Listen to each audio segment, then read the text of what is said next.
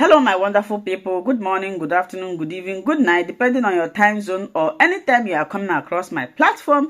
If it is your first time and you like what you are watching, kindly subscribe, put on your notification bell to all notifications. In that way, you'll be able to know when we upload a new video.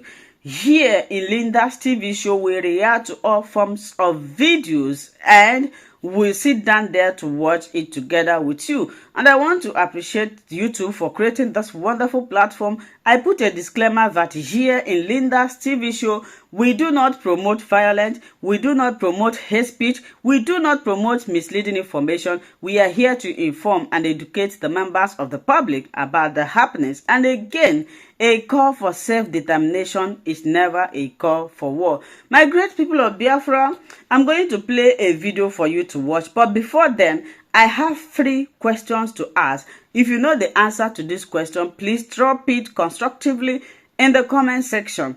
Recently, we heard what is happening in Nigeria and in Biafra land, especially in the case of Mazi Nnamdi Kanu. My first question is this.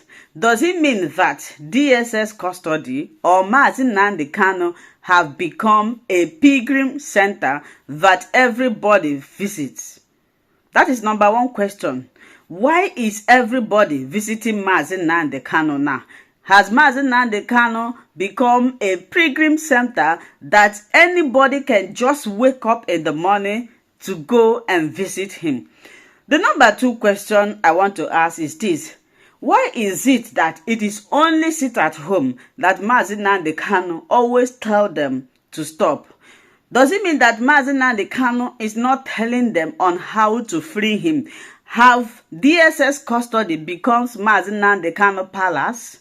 No, this is just a question. I don't want anybody to misunderstand me. Because what is happening right now, before we are told that in DSS custody, you are not allowed to discuss anything there. You are not allowed to visit Mazi Nnamdi Kanu. Now, everybody feel comfortable, go there, discuss, and the only thing that they are telling us is that Mazi Nnamdi Kanu said, stop sit at home. That can, prompt to his release. Does it mean that now Mazi Nnamdi Kanu is feeling comfortable there? He doesn't want to come out again? Is that what they are trying to tell us? And one is this. Does Senator Enin did not know why people are sitting at home? In this video I'm going to play, you hear him attacking Simon Ekpa, saying that sit at home is not ready to be stopped because hoodlums have hijack it, that Simon Ekpa have hijacked sit at home, using it to do what he doesn't know. So my question to him is this. What is the reason why Simon Ekpa is ordering people to sit at home? They all know the truth. The simple truth is free Mazi Nnamdi Kanu. Free Mazi. If you want to test, if you want to see if this issue, that's why I like the interview granted to Den or Olasi. Olasi said it that if they should free Mazi Nnamdi Kanu, 88% insecurity in the Southeast will stop. He even quoted, he said, if anybody calls Mazi Nnamdi Kanu a terrorist, then the person should call himself, that is Olasi, a terrorist, because what Mazi Nnamdi Kanu is fighting for is a better life for his people. That he found out that the way Igbos and Biafrans are being treated in Nigeria is not good, that the social amenities that are supposed to be there is not there. He wants independent nation where he can provide all these things for his people so that everybody will live happily. And now you call him a terrorist, while the main terrorists are walking freely. Look at Asari Dokubo. Asari Dokubo will come online, threaten everybody, created his own army. The same instant security network that Mazi Nnamdi Kanu created to safeguard his people.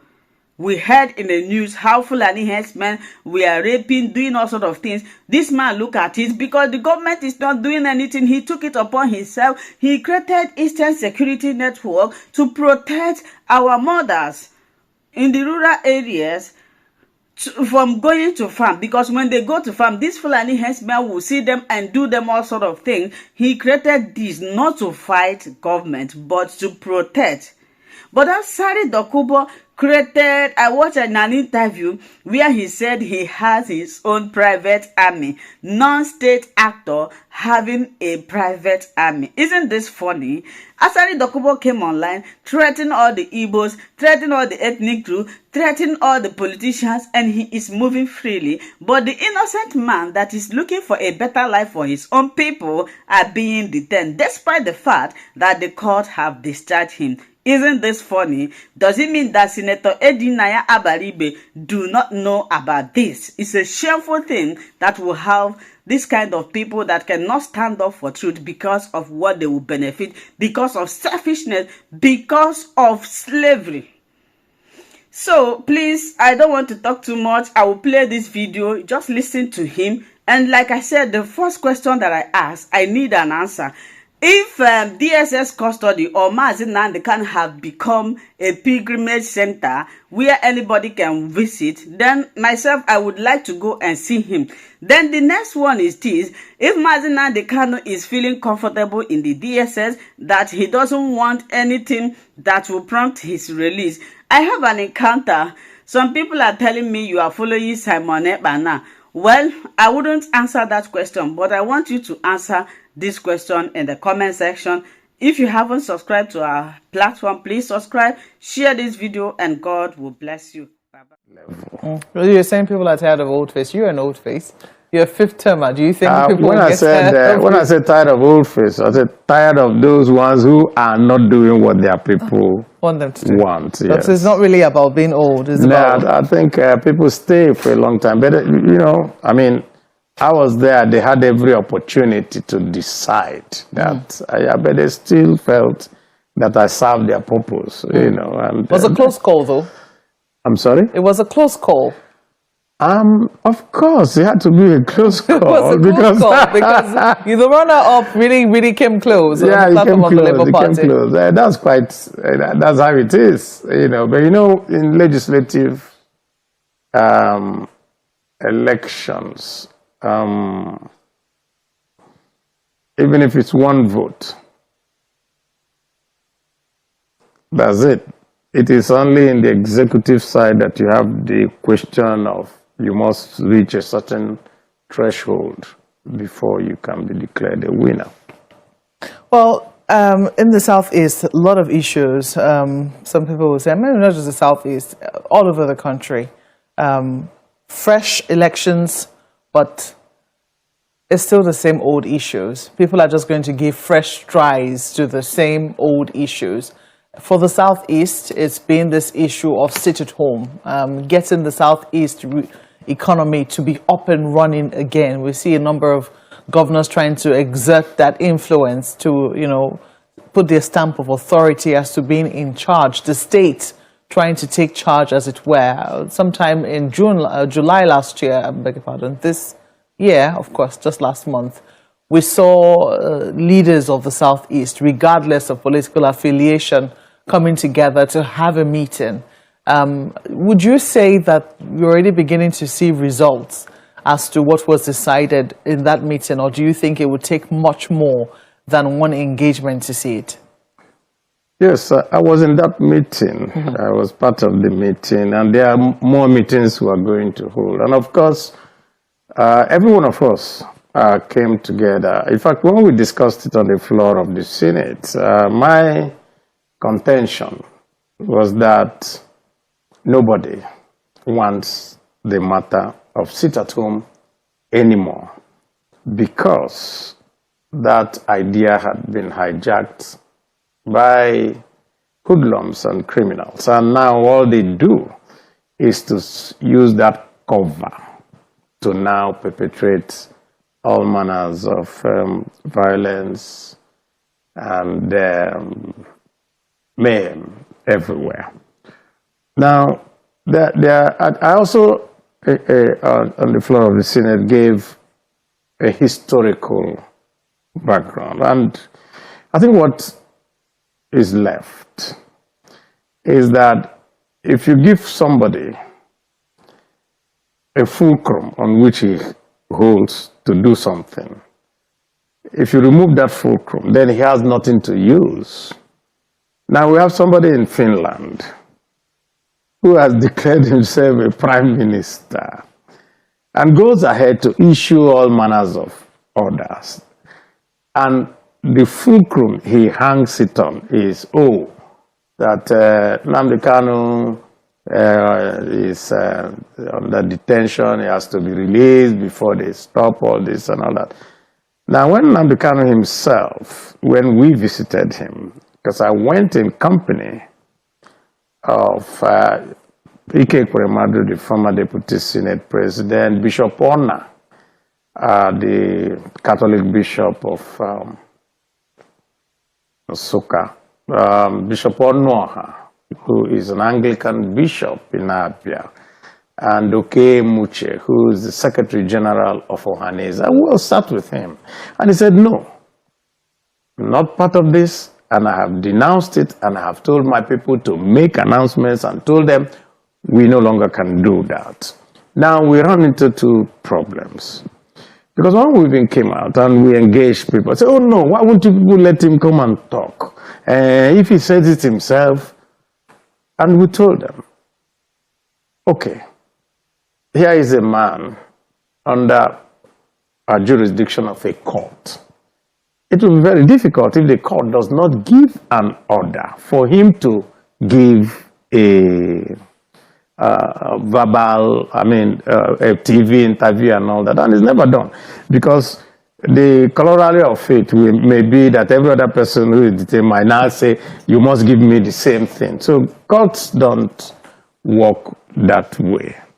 And because that was not able, so he has to pass the message through us, through his lawyers, and I think last week there was a handwritten message. There was a message from him, handwritten. Well, of course, the man who is profiting from it, far away in Finland, denounced it and now even put more conditions. Oh, they will never stop it until we see him. And I have to see him in Finland. So you can now see that because they profit from this, they're not going to stop it because it had become a money-making venture. And we have seen adverts where they do on the internet asking people to contribute money for the liberation of Biafra and all that. Now, what do? We have to engage with the government because there is also some subsisting issues on the ground. The court had granted him his freedom, and the government rearrested him. They didn't rearrest him. The government applied to the same appeal court for a stay of execution and now appealed to the Supreme Court. So now the Supreme Court hasn't taken any decision. And so at any time that we are doing the talk, part of that resolution that we said was also, and that was part of what we also decided at the last meeting we had of all the leaders, that as much as we are going to engage everyone, we'll also engage the government at the same time and see how we can do a solution that will be favorable to all. Because if we do not remove that lever which they use, which is his continued detention, they will always use it as a reason for perpetrating crime. And what all the governors of the Southeast have done is that everybody coming together and they're trying to use the different ways to say we cannot hurt ourselves in trying to say we're looking for our liberation. And that is where we are at the moment. The situation was a bit worrisome. The Enugu state government is doing a different type of enforcement. It's almost like ensuring that people come out to work in defiance of the sit-at-home order.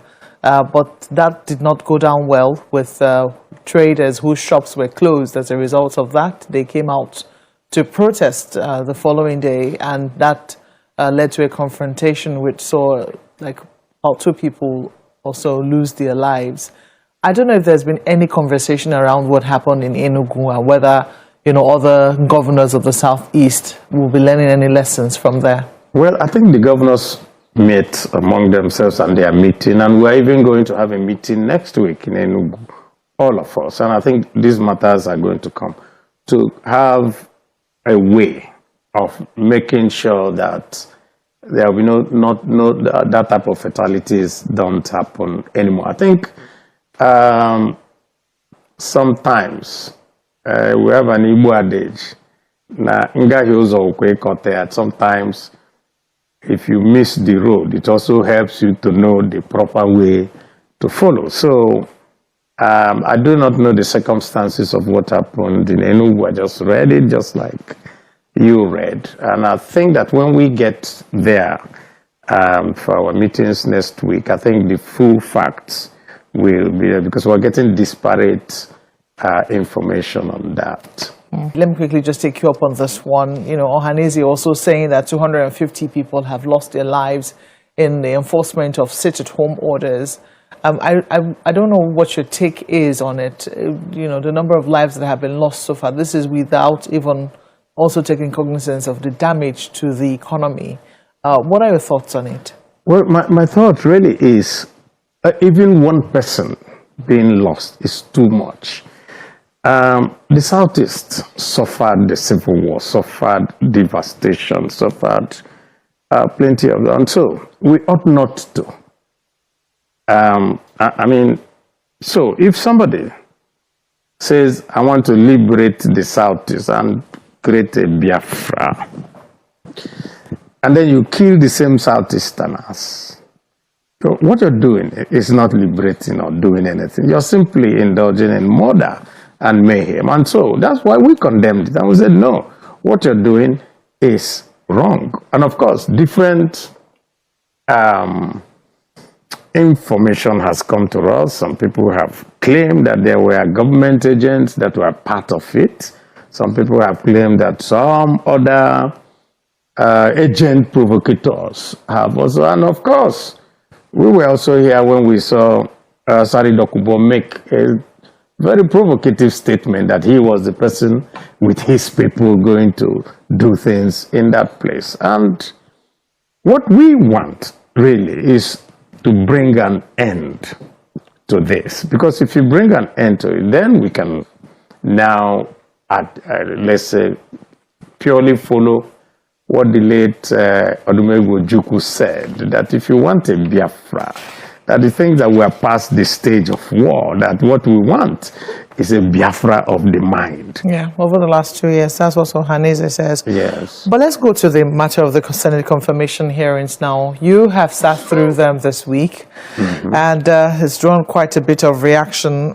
Some lawyers, first of all, say that, look, the president could be in contravention of the Constitution, which demands that, at least a minister be appointed from every state. They think that the initial list sent on the deadline prescribed by the Constitution, the initial list of 28 names was not in compliance with the Constitution. As a result of that, they think that, due process has not been followed. The Senate hasn't taken an issue with that, but do you have a problem with that? I don't, because I'm not a lawyer, so that's within their own jurisdiction. But what we felt, to be very fair, on the floor, was that what was required by the Constitution is that a list should be sent. It never made a specific provision to say all states or whatever, and now that every state is covered and even more, I don't think that that is an issue that the Senate is going to concern itself with. Well, the Senate, I hope, will concern itself with this other issue, which is this matter of bow and go scenarios. I know that, for years they've been trying to justify it, saying that, if they're former lawmakers, we'll give them that courtesy. But we also saw former governors being extended that shall I call it, privilege now. People are saying, look, we are in a dire situation with regards to our economy and the general state of affairs, that at this point we should be seeing a scenario whereby ministers are truly grilled, or ministerial nominees are seen to be capable of whatever job it is that will be given to them. As somebody who is in the opposition, do you think that the Senate has done sufficient work interviewing, because that's what the ministerial screenings are about, those who have been appointed as nominees? Let me make a clarification. I think sometimes the public also does not understand how it's done. Usually, the first thing that we do is screening. You talk about yourself, we ask you questions and so forth. Then the second part is the confirmation. Where is the screening? The screening is the one that we're doing now. Okay. The one that people come, they talk about themselves. We decide whether to let you go or ask you specific things. But let me say this.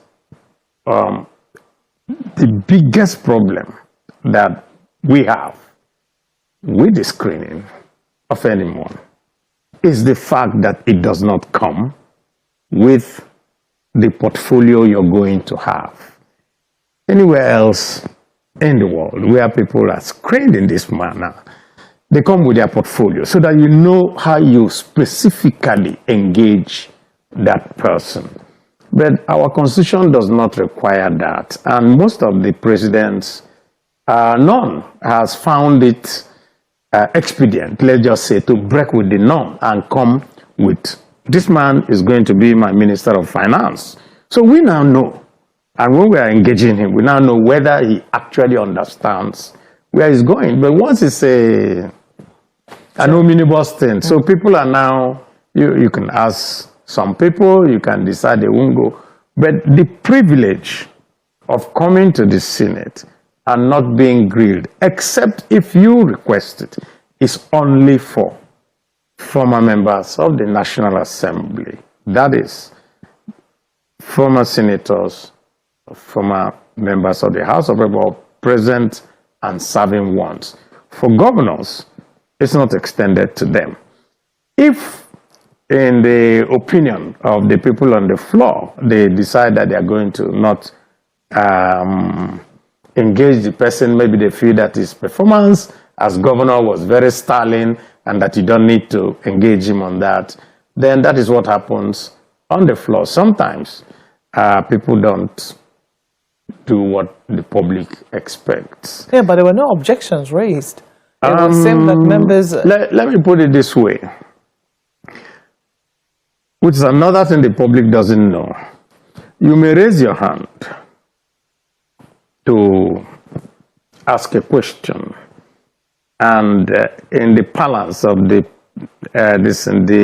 you don't catch the eye of the presiding officer and he doesn't call you. That does not mean that you may not have wanted, but if he doesn't call you, then that is it. So what has actually happened is a misunderstanding, because at the end of the day, we're still going to come to confirmation. What now happens in confirmation is that each candidate will be brought out and we will now say, would you confirm this person? Those who have objections will also have the opportunity then to also raise objections. Yeah, but given how the screenings have gone so far, do you think that there will be any objections that would stand, in this particular assembly? Well, I cannot speak for the Senate, but I know that what you expect may not happen. You may just find that some people may not scale through the confirmation stage. Well, there's so much more we take up Senator Abaribe on. For instance, what political party is he supporting at the... For watching this video together with me from the beginning to the end. Like I said before, if you like what you see here, if you like what I do in this platform, As you have finished watching this video, please hit that red button that says subscribe and put on your notification bell to all notification. In that way, you'll be able to know when I upload a new video. Share my videos, leave your comments in the comment section constructively. Until I meet your way again in my next video, I still remain your Linda's TV show. Bye-bye.